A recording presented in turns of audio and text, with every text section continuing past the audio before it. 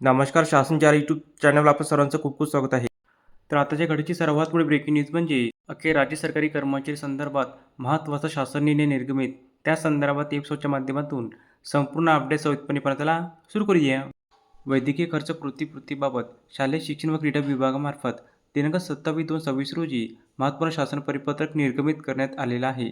सदर शासन परिपत्रकानुसार नमूद करण्यात आले आहे की राज्यातील मान्यताप्राप्त व 100% अनुदानित खाजगी प्राथमिक, माध्यमिक, उच्च माध्यमिक, तांत्रिक शाळा व अध्यापक विद्यालयातील शिक्षक आणि शिक्षकेतर कर्मचाऱ्यांची वैद्यकीय देयके विभागीय शिक्षण उपसंचालक स्तरावरून शासनास सादर केले जाणार आहे. तसेच शासन स्तरावरून प्रस्ताव सादर केल्याच्या नंतर असे निर्देशनात येत आहे की उपसंचालक स्तरावरून प्रस्तावाची तपासणी न करता अपूर्ण प्रस्ताव आणि तपासणी सूचीनुसार कागदपत्रे नसलेली प्रस्ताव शासन स्तरावर सादर करण्यात येत आहे.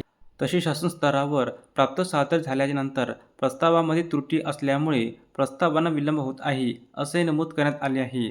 तसेच शासन स्तरावर प्राप्त समितीचे इतिवृत्त, वैयक्तिक मान्यता, शासन आदेश 100% अनुदानित पदांचे वेतन घेत असल्याचे भविष्य निर्वाह निधी व वेतन पदकाचे प्रमाणपत्र शिक्क्यासहित शाळा मान्यतेचे शासन आदेश शिक्षक आणि शिक्षकेतर कर्मचारी असल्यास शाळा 100% अनुदानित असल्याबाबतचे शासन आदेश व रुग्णालयीन कालावधीतील शाळेची संच मान्यता इत्यादी कागदपत्रे उपलब्ध करण्यात यावी असे नमूद करण्यात आले आहे. तसेच सदर कागदपत्रे प्रमाणित करून व शिक्क्यासहित शासन सादर करण्याचे निर्देश देण्यात येत आहे. धन्यवाद.